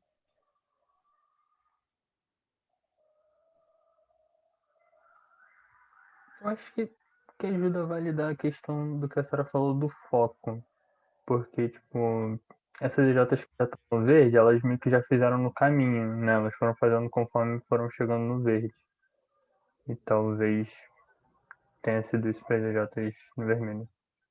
Boa. E aí agora eu botei as EJs no vermelho, né? As EJs que estão lá no vermelho, por exemplo. A gente vê que essa galera que está no vermelho, grande parte delas ainda não conseguiu atingir a meta de ação compartilhada, já fez pelo menos alguma, mas não conseguiu fazer mais que a metade, né? Ou não fez nenhuma, né? Que é uma grande parte ainda da rede. E aí a gente vê um outro dado, que tipo, a galera que normalmente está do vermelho para trás não conseguiu bater a meta ou não atingiu metade da meta ainda. E aí uma outra constatação aí, um outro fato para a gente. Tá, ajuda a gente em alguma coisa, ajuda a gente a validar uma hipótese ou não? O que vocês acham? Eu acho que mostra. Ajuda a validar a hipótese de que, assim, as EJs estão no verde, se a gente olhar, né, no recorte, será que elas usaram ação compartilhada como uma alavanca para vender, né? Então, tipo, isso é importante. Tipo, isso mostra, isso é uma evidência, tá diretamente. Eu posso abrir uma outra hipótese, Dan? Ou espera um pouco. Vai lá, pode ficar à vontade. Não, o que eu queria te perguntar, eu não sei isso, mas um exemplo, olhando no acumulado, na venda da rede como um todo, os meses que a gente vai bem, tem uma relação direta com a ação compartilhada? Então, exemplo, a gente viu que no mês 7 a gente está com a ação compartilhada baixa. Isso está refletindo no nosso resultado acumulado, na venda, no faturamento? E quando a gente olha em comparação vamos dizer, no mês 6, né? Em comparação aos outros meses que a gente está muito bem. No mês 6, que foi melhor do que o dos outros. Tá, vamos lá. Esse aqui são os 2 gráficos que o João me pediu. O gráfico de ações compartilhadas e o gráfico de desempenho da rede, né? Então, a gente vê que os 2 melhores meses foram os meses de março e o mês de maio, né? Com os maiores faturamentos. E julho foi um pouquinho superior a abril, né? Que não foi um mês tão bom. Mas não conseguiu atingir nem perto de março, nem perto de maio. Ajuda você em alguma coisa? Não, mas acho que aquele gráfico ali de contratos dá para relacionar melhor, não, porque ali a quantidade de contratos no mês de março e no mês de junho estão está um pouco condizente com a ação compartilhada, não necessariamente o valor do contrato, mas a quantidade em si. Tá, beleza. Agora vem uma outra lição que, tipo, não tem a ver com a parte que a gente está analisando agora, mas que é muito importante vocês terem noção também, que é, a gente vai precisar tirar outliers no meio do caminho, né? E para quem não conhece o termo, outlier é algo que foge muito da curva. Então, por exemplo, se a sua EJ está acostumada a fechar projeto de 10, 50, 100 reais, e do nada vocês fecham um projeto de 15 mil reais, ele é um projeto fora da curva, né? E aí, olha como o gráfico muda quando a gente, por exemplo, tira a fluxo do jogo.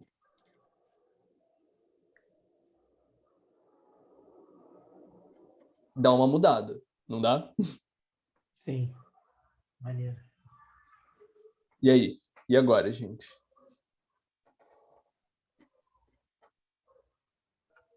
Eu acho que, assim, tirando o fluxo, vai um pouco com o negócio que o João falou da questão dos meses. Tipo assim, em junho, a gente fez mais ações compartilhadas. E por esse gráfico está dizendo que a gente faturou mais a hipótese que o João trouxe. Como que você formalizaria a sua hipótese aí, João? Que assim, que a ação compartilhada é uma grande alavanca. Assim, pô, tanto para vender, tanto para já estar do teu lado, tanto para você, tipo, para você estimular, para que indiquem para você. Eu acho isso é uma hipótese olhando no gráfico como um todo, tudo bem? Se a gente der um zoom olhando para a Cefet Júnior, eu falo para vocês que isso impactou de fato. Tipo, a gente tipo, utilizou muito da ação compartilhada para dar up. Olha aí, ó. Caramba, meu Deus, se o gráfico não tivesse condizente, o Dan ia jogar na minha cara, o João falando besteira. Mas, cara, total. Olha como tá bonito. Valida o que eu tô falando para vocês, né? Que eu não tô mentindo. Cara, que tipo, como a ação compartilhada de fato impacta no nosso resultado acumulado. Claro que não é a uma ação compartilhada que fez o valor, não. Mas ela tem um resultado direto com a tua ação de venda. Porque se você está pensando em ação compartilhada, significa que ou você está negociando ou alguém do teu lado está negociando. Então, tipo, E se você está negociando, você está fazendo um processo do funil de vendas. Então, assim, estatisticamente, quando você está na ação, né, você está ali, você tem a tendência de estar gerando resultado. Então, acho que minha hipótese seria essa. Você está buscando conexão, também te coloca a gerar oportunidade no teu funil de vendas. Eu vou ser advogado do diabo daqui a pouco, mas vou deixar a Sara e a Júlia falar. Aí eu vou ser advogado do diabo. Mas podem falar, gente. Boa. Cara, mas eu acho que eu posso estar errada, mas no meu consentimento, assim, isso validaria uma hipótese ao contrário, tipo, o impacto que a ação compartilhada tem nos nossos resultados. Mas acho que isso não responde à pergunta inicial, né? Por que que o mês de julho está com tanta ação, com pouca ação compartilhada? Tipo, eu acho que se fosse ao contrário, tipo, se a gente estivesse falando de resultado assim, aí a gente poderia usar a ação compartilhada como uma justificativa, que ela realmente gera resultado. Mas acho que ao contrário, não sei se faz sentido. Tipo, o motivo da gente estar com pouca ação compartilhada não é porque a ação compartilhada dá retorno. Sei lá, não sei se ficou confuso. Eu concordo muito com a Sara. Eu estava pensando nisso também, que eu acho que a gente fez meio que inverso essa hipótese. Eu estava pensando assim, o que fez as ações compartilhadas caírem, sabe, no mês de julho. E eu não sei se eu estou viajando muito, eu realmente sou nova nisso. Eu não sei se todas as EJs costumam fazer processo seletivo no meio do ano. Mas uma coisa que eu estava pensando é que talvez quando a gente entra no MEG, a gente olha muito para dentro da nossa EJ para depois olhar para fora. E, por exemplo, na Legado, a gente teve uma mudança de time muito grande. E pessoas que estão mais tempo no MEG, elas acabam sendo mais, tipo, proativas para conversar com outras EJs, têm menos medo, né, de falar e olhar para fora. Então, eu não sei se faria tanta diferença assim, porque foi bastante diferença, mas eu acho que uma mudança interna pode impactar também, e é uma coisa que aconteceu na Legado, assim, tipo, de mudança interna que realmente mexe muito a estrutura da empresa quando entra os trainees e tal.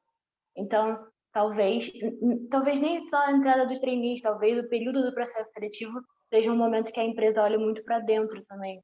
E aí a gente olha menos para fora. Então, em vez de a gente estar no grupo do MED conversando, a gente está fazendo uma semana de capacitação, sei lá, fazendo entrevista, essas coisas. Não sei se poderia impactar tanto, mas eu acho que pode ser uma hipótese. Mas aí queria saber o que vocês acham também.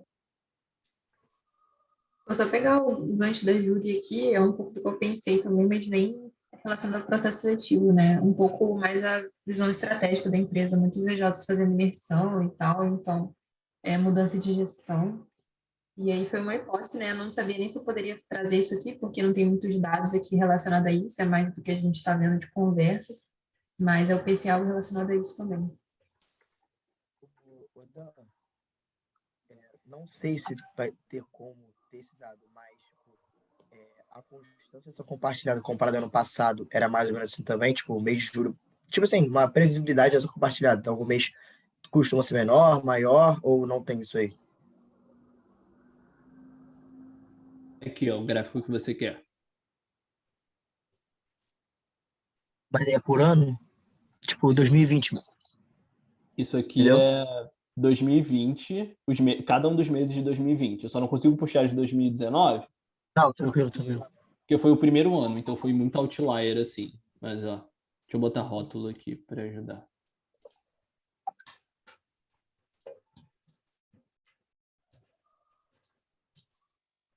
Até trazendo uma hipótese, né, enquanto o Dan mexe aí, mas até contrariando o meu presidente, João Forte, a minha hipótese que eu penso não sei se por que a gente está fazendo, por exemplo, mais ação compartilhada que a gente está resultando mais.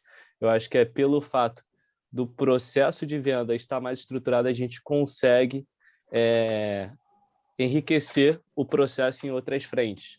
Então, uma realidade da Cefet Júnior de 2020 foi que a gente fechou a nossa ação compartilhada em dezembro, porque a gente passou muito ano preocupado em estabelecer um processo de venda previsível e que gerasse resultado. Já esse ano a gente conseguiu fazer isso concomitante, e aí a gente conseguiu um resultado 8 vezes maior, que foi de 8 ações compartilhadas, se não me engano. Deixa eu aproveitar para ser o advogado do diabo agora, né? Beleza. Vocês falaram bastante sobre tipo, o fato das EJs que estão conseguindo, né, bater meta, tipo, tá no verde, olharem mais para essa questão de ações compartilhadas. Mas a gente vê que no mês passado o resultado foi muito bom, tipo, foi muito alto. Essas EJs que estavam estruturando esse mês, elas não deveriam estar estruturando o mês passado também, ou elas só começaram a estruturar esse mês e mês passado elas estavam olhando para a ação compartilhada? E aí, o que vocês acham? Por que vocês acham que mês passado e de meses anteriores, então, estavam bem superiores a esse mês? As EJs só começaram agora a olhar para essa necessidade?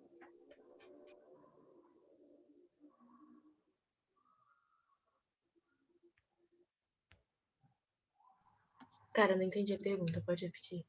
Eu fiquei um pouco confusa, perdão. Vamos lá. Vocês trouxeram essa hipótese que talvez as EJs tivessem começado a olhar para a questão do processo, para conseguir, principalmente as que estão no vermelho, focar em vender para depois fazer ação compartilhada, né? Para ser uma coisa do depois. Como que vocês validam essa hipótese, sabendo que os meses anteriores a gente também tinha EJs no vermelho e o resultado foi superior, sabe?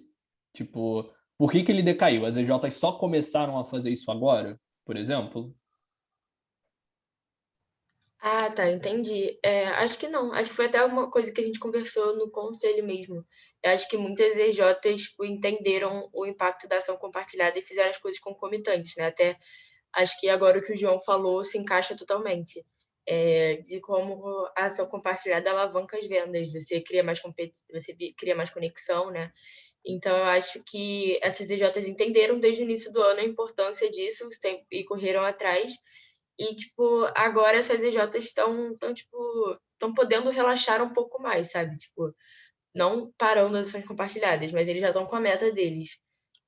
Acho que seria mais isso. Eu acho que elas entenderam desde o início do ano o impacto que isso tem. E aí eu acho que as EJs no vermelho estão meio que fazendo o contrário, tipo, indo na direção contrária, né? Tipo, se concentrando em projetos e não ação compartilhada por não entenderem esse impacto.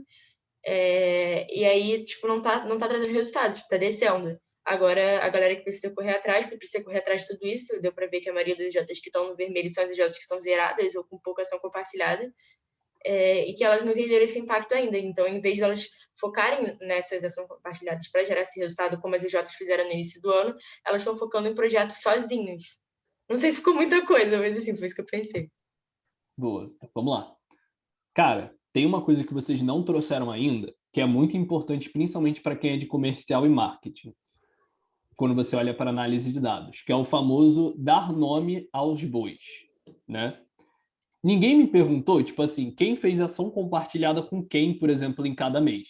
Tipo assim, quais EJs se relacionaram com quais. Da mesma maneira em que a gente, às vezes, olha para a quantidade de leads que chegaram no mês e simplesmente fala, pô, chegaram 30 leads para o mês. E você não olha quais foram esses leads, sabe? E aí, antes, rapidinho, do Paulo falar, eu queria perguntar para vocês se vocês acham que faz sentido, por exemplo, a gente olhar para quem se conectou com quem em relação às ações compartilhadas para a gente conseguir ter um pouquinho mais de profundidade nesse olhar, ou vocês acham que não faz sentido, por exemplo? Mas pode falar lá, Paulo. Então, o meu ponto era justamente isso. Eu acho que faz bastante sentido, sim, até porque uma hipótese, né, é de talvez algumas EJs específicas terem fechado bastante ações compartilhadas e essas EJs ocuparam a boa parte da sua capacidade produtiva. Então, agora elas estão segurando nesse mês. Pode ter acontecido isso dependendo das EJs que fecharam, né?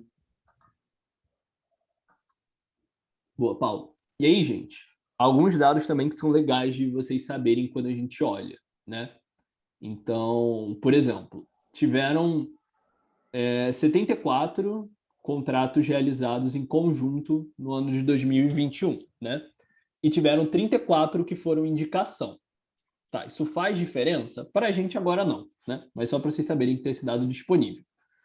E aí eu quero ver, por exemplo, quem foi que se conectou, né, na região não, né? No mês de junho, por exemplo. Vai carregar um dia. Tá, eu vejo que, por exemplo, a Expresso fez uma conexão com a Núcleo, legal. Tipo, a Expresso era uma EJ que já estava fazendo ação compartilhada, a Núcleo começou a fortalecer isso.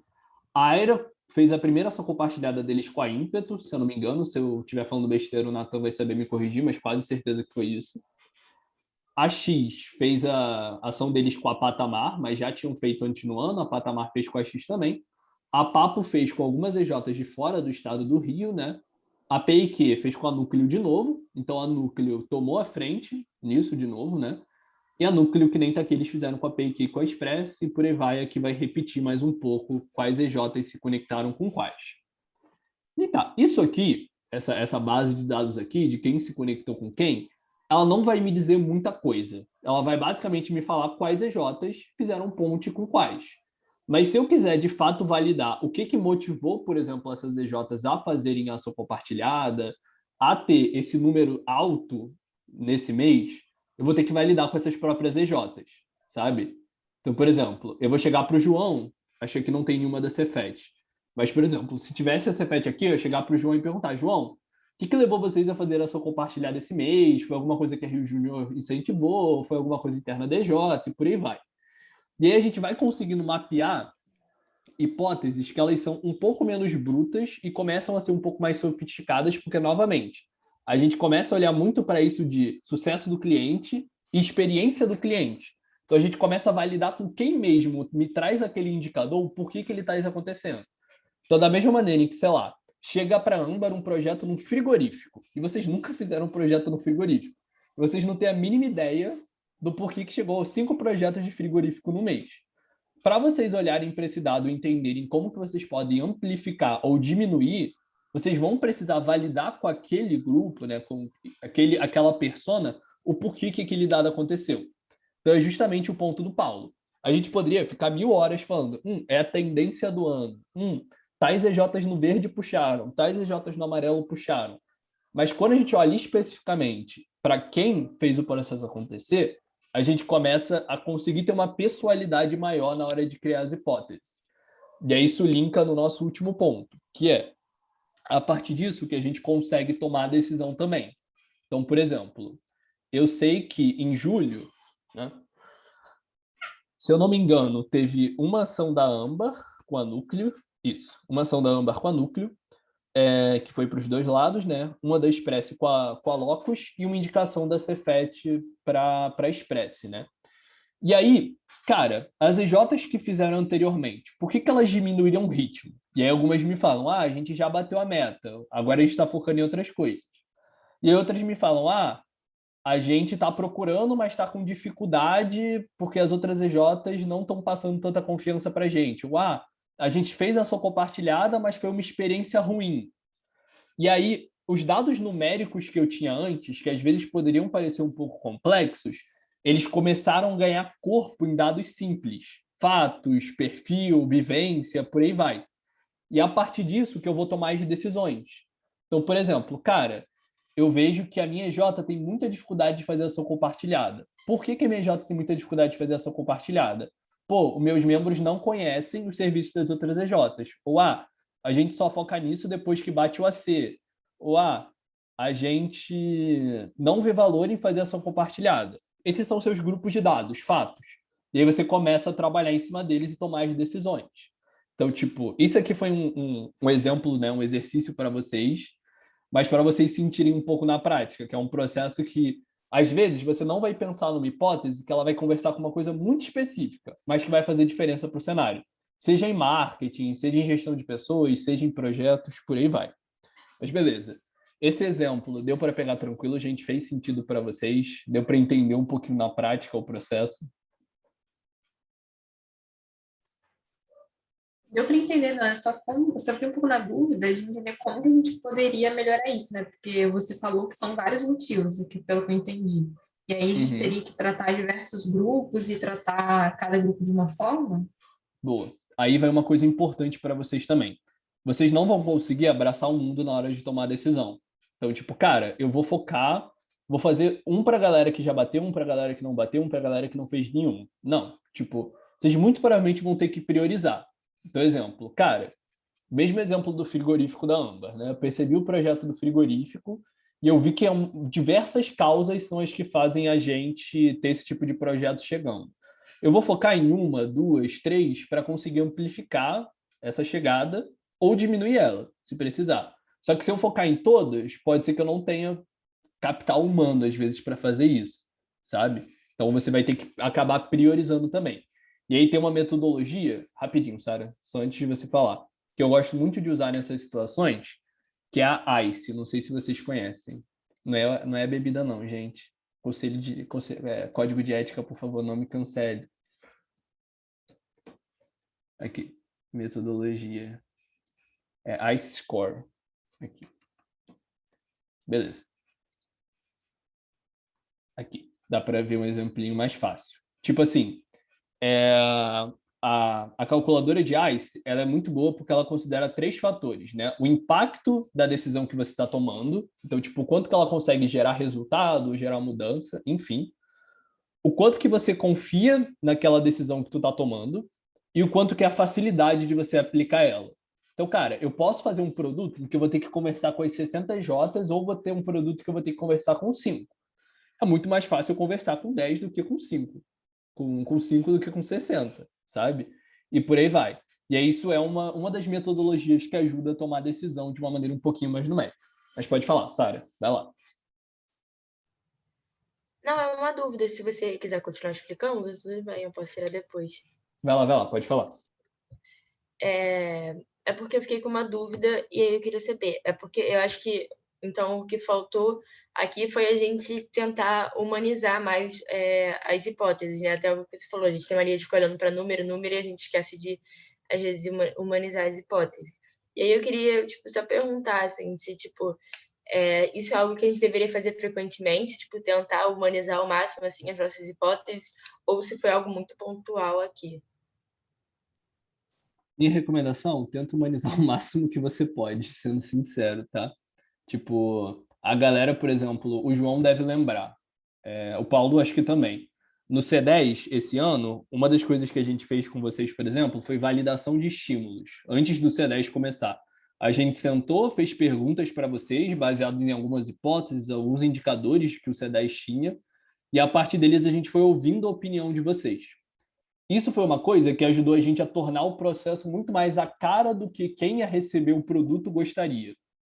E o que tem muito surtido efeito para as empresas na parte de análise de dados é principalmente colocar quem vai ser analisado no centro. Então, fazer as perguntas para aquela pessoa, sabe? Então, tipo, uma coisa. Cara, vou alocar Fernanda num projeto. Fernanda nunca fez um projeto de engenharia civil, mas ela foi capacitada. Cara, um dado para você também saber se vale a pena alocar a Fernanda ou não no projeto é perguntar se ela tem confiança para fazer o projeto, sabe? Isso é um erro que eu, principalmente, cometia muito quando era diretor. Eu tomava as decisões sem considerar que, às vezes, tinha uma pessoa por trás daquilo. E, tipo, principalmente pensando em marketing, né? O que vai encantar muito o cliente de EJ é o quanto que vocês vão se preocupar com ele. Então, tipo, ter um processo de análise de dados um pouco mais humanizado, mas que não deixe de tratar a parte humana enquanto dados, faz total diferença. Sacou? Não é lição, tipo assim, gente, não é lição de moral do dia, não, tá? Não é, tipo...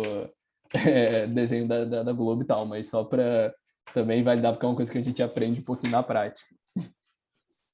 Não, para essa questão de você humanizar os dados, você recomenda conversar mais, ou reuniões, ou mensagens, do que formulários? Às vezes eu sinto que a gente quer fazer um formulário para tentar coletar alguns dados um pouco mais humanos, mas às vezes as pessoas não respondem com sinceridade, ou nem respondem. E eu queria sua dica sobre isso. Você acabou de trazer um dado para mim. Tipo, as pessoas não respondem formulário ou não respondem de maneira verdadeira. Qual a decisão que você toma baseada nesse mesmo dado que você me trouxe agora? Seria conversar. Só que às vezes fica um pouco inviável, não? Tipo, num número muito grande, ou como é que, Cara, que a gente faria? Acaba sendo inviável quando você faz num número grande, por isso que você tem que otimizar. Então, tipo, você trabalha com intervalo de confiança mais alto possível, com o menor intervalo de pessoas possíveis. Então, exemplo, você quer validar uma coisa muito importante para o futuro da case. Você não vai pegar o membro comum no dia a dia que vai estar lá fazendo qualquer coisa. Você vai pegar o membro mais cri-cri da empresa, o que reclama de tudo. Você vai pegar o membro mais tipo suave da empresa que lida com tudo bem, sabe? E aí você vai ter um intervalo de confiança da pessoa que tem uma opinião mais forte e da pessoa que é mais facilmente enviesada, sabe? E aí você vai conseguindo tensionar isso para o caminho que você quer que vá. E aí, tipo assim, esse processo de validação, ele pode ocorrer de diversas maneiras assim. Mas o mais relevante é você tornar ele otimizado. Então, falar em casos de necessidade com as pessoas que você precisa falar. Às vezes você não vai precisar falar com todo mundo, mas você vai precisar ouvir a opinião de pessoas específicas. Sacou? Aqui sim, nossa, ótimo. Obrigada. Boa. Galera, esse era eu tinha um outro exercíciozinho. Fala aí, João, pode falar. Cara, um ponto que eu queria trazer, né? Assim, eu só tenho uma coisa que a gente tem que olhar humanizado sim, só que quando você não bota o dado ou a informação antes, quando eu falo no nível gestão, você vai falar com as pessoas para saber só a opinião, tudo bem? Tipo, você vai bater papo. Cara, a Cefet Júnior, em março, na época que eu era do comercial, onde a gente discutia sem dados, a gente batia papo. O que é bater papo? Ah, eu acho que o processo é ruim, e aí a outra pessoa fala, eu acho que o processo é bom. Agora, tipo, vocês estão vendo como está sendo essa conversa tão rica quando o Dan abre o gráfico e mostra pra gente a informação? Então a gente discute na nossa camada em cima de premissas que aconteceram, verdades, considerando tudo certinho que ele puxou do portal, que não tem nenhum erro, tudo bem, mas que são verdades. Eu tô travado? Show. Cara, e aí o que acontece? O número, ele me mostra para onde eu olho. As pessoas, ou o qualitativo me mostra o porquê, ou talvez o como. Repara a diferença? Tipo, isso eu tento olhar muito assim. Tipo, cara, o número ele me mostra assim, pô, se eu tenho hoje na gestão da empresa, gente, ele tem uma régua, tá? Lá na Cefet Júnior tem um gráfico que tem várias réguas. Aí eu olho a régua que tá tranquila. A régua que tá tranquila, o meu olhar, ele desvia com mais facilidade dele. Eu olho para a régua que tá com problema. A régua que tá com problema, vocês perguntam aí pro Bernardo. Se eu não perturbo ele toda semana, quando a régua do funil de vendas está meio assim, meio murcha, eu fico, Bernardo, e aí? Fico lá em cima dele direto. Mas agora, quando a régua do Bruno tá diferente, ou quando a minha régua tá diferente, a gente fica em cima, investigando, futucando, perguntando para saber das pessoas. Então, acho que esse é muito legal, tá? Trazendo esse balanço. Legal, Dan? Joguei aí uma nova discussão, show? Não, eu só queria dar um exemplo também, tipo, até aproveitando, esse último seletivo, a gente começou a usar, tipo, nossas decisões baseadas mais em fatos, dados e tal. E aí, cara, é uma coisa muito importante. Só dando um exemplo, a gente, ano passado, eu passo federal uma decisão para passar a pessoa para ser efetivada, e esse ano também. Ano passado, a reunião demorou 8 horas. 8 horas, sentado na cadeira, na reunião, discutindo, foi o que eu já falou, batendo papo sobre cada trainee. Esse ano, a gente mudou completamente a forma que era feito, a gente realmente metrificou tudo mais, botou os dados e beleza, e tipo, criou um ranking a partir da nossa avaliação dos trainees. O que a gente podia fazer? Pegar os melhores colocados, ou tipo, estabelecer um piso e passar os de cima. Só que não, tipo, cada um tem um caso específico, então, tipo, mesmo assim, a gente discutiu sobre cada um e tudo mais, mas sempre baseado nos dados que a gente obteve ao longo do processo inteiro, desde que eles viraram um trainee até o último dia do processo seletivo. Então, tipo, a gente teve dado de tudo, informação de tudo, e aí, cara, a gente conseguiu tomar uma decisão muito assertiva, mas é aquilo, não pegou, tipo, o piso, passou de cima. Teve até gente que entrou na empresa, que tinha uma nota menor de outras pessoas que saíram. Então, tipo, a gente foi mesmo assim, foi vendo de cada um, e, cara, decisão que ano passado durou 8 horas, esse ano durou 4. Então, tipo, foi uma otimização absurda pra gente, foi muito importante. Pô, galera, obrigado pelos pontos, tanto o João quanto o Bruno. Cara, é exatamente isso. People Analytics, nossa, esse era o termo. Esse era o termo. É uma dos tópicos de estudo do futuro, assim, vale muito a pena. Mas espero que, fazendo o resuminho de hoje, dados não são só números, como vocês conseguiram perceber. Perfil, vivência, fatos também são dados, né? É legal a gente olhar para os números com maldade, então entendendo o que tem por trás, histórico, outliers, né, que são coisas importantes, e também que a gente crie hipóteses, né? E que às vezes a hipótese que a gente vai criar não vai ter nada a ver, mas que é importante a gente estar validando essas hipóteses com pessoas, com outros números, por aí vai. E que, por último, a gente também precisa tornar o processo de validação da nossa análise de dados tanto humano quanto numérico também. A gente precisa estar conversando com as pessoas para entender como que a gente pode melhorar em cima disso. Beleza, gente. Mas por hoje foi isso tudo. Espero que vocês tenham curtido, né? A gente entrou numa vibe mais de conversa aí no final. Ficou bem maneiro. Pelo menos eu curti. E aí, caso vocês queiram no futuro, a gente também marca um papo para falar sobre Data Studio e tal, que é um pouquinho mais operacional, bem mais operacional. Mas se fizer sentido, a gente pode bater esse papo também. Beleza? Mas brigadão pela conversa, né? Pelo aprendizado. Também foi legal ouvir as perspectivas de vocês. E aí, acho que foi isso tudo. Show. Mari, quer dar um recadinho também? Boa, não, só dá boa noite mesmo, e eu tô gravando aqui, e depois eu vou mandar para vocês o link, lá no nosso linkzinho do YouTube do Conselho.